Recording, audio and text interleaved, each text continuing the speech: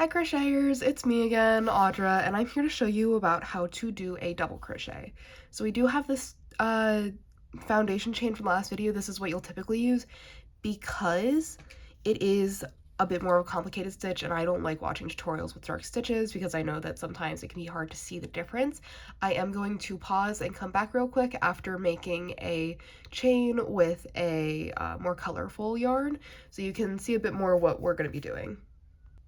Okay, we're back, and I've just done this quick pink yarn. This is the same gradient yarn, so you might see it changing. I don't expect that you would, but the first thing you're going to notice is a lot of patterns will tell you to skip one stitch.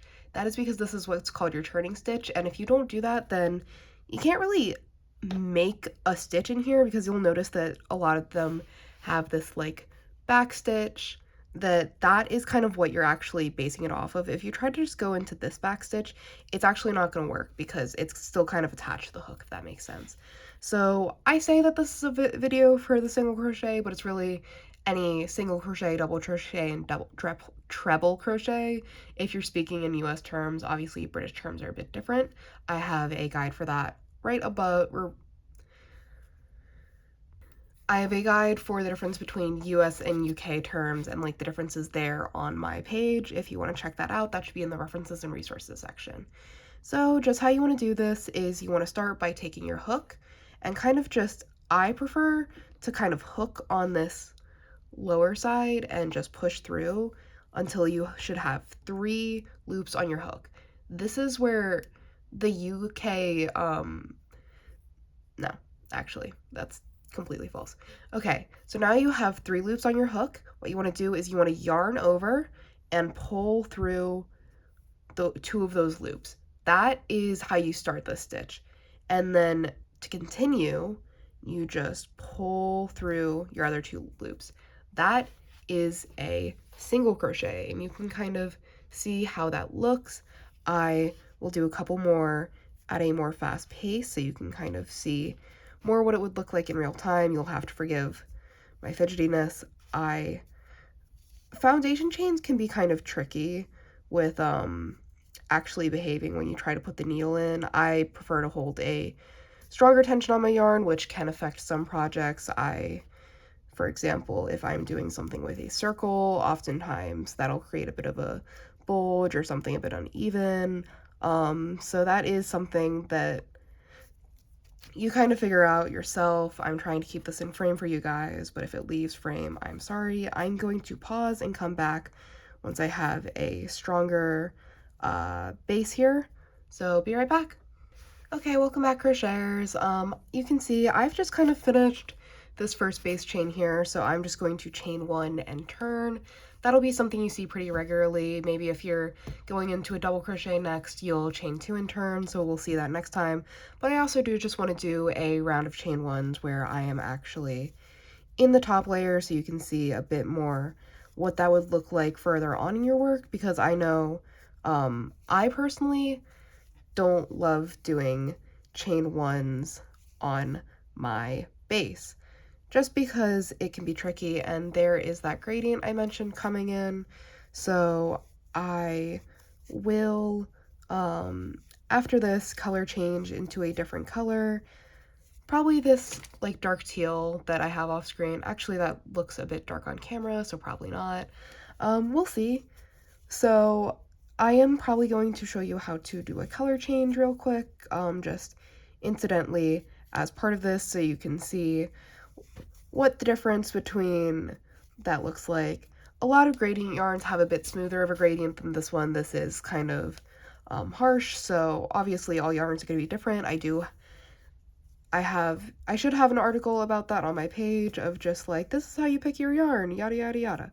But we have reached the end of our row, so really quickly I am going to find a pair of scissors and I will be right back. Okay guys, welcome back. I am actually going to be color changing with this purple. So what you can see is this purple and this black are a very different color. A lot of times you will have that color difference in a lot of patterns. So what you're basically, this is my preferred style. There's a lot of different ways that you can color change. This is just how I like to do it. So obviously go check out YouTube. A lot of people have stuff there.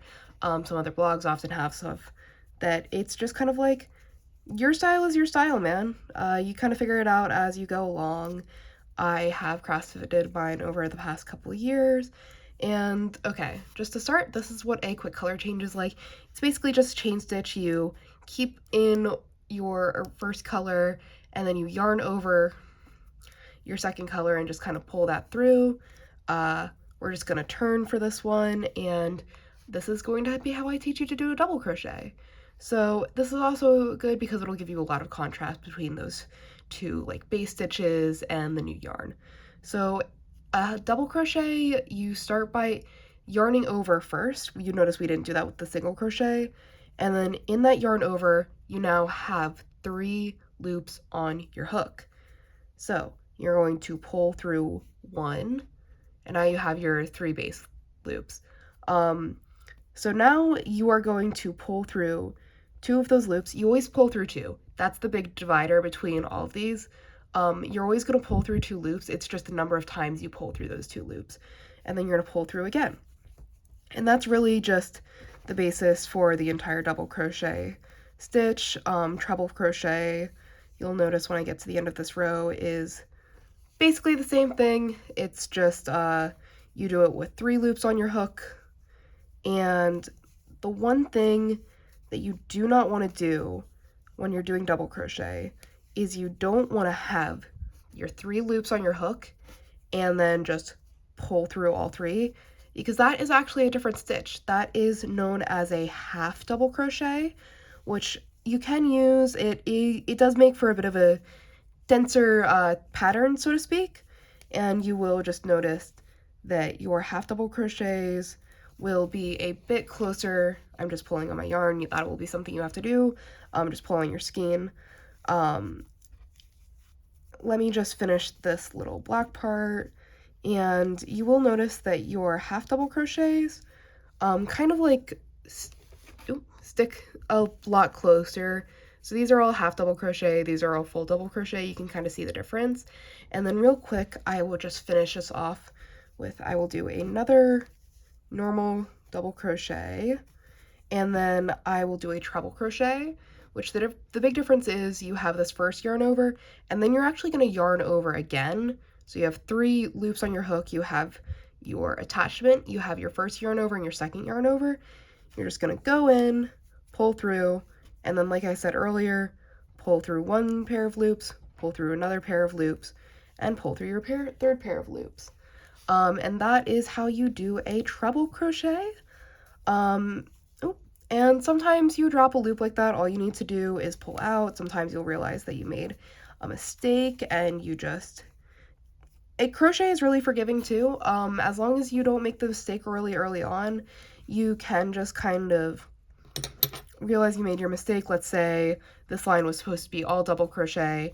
I can really just pull out until I get to that double crochet section and plunge back in and do my next double crochet and just go back to that, which I've had to do that in the past. Everyone has to do it once. It's just part of learning.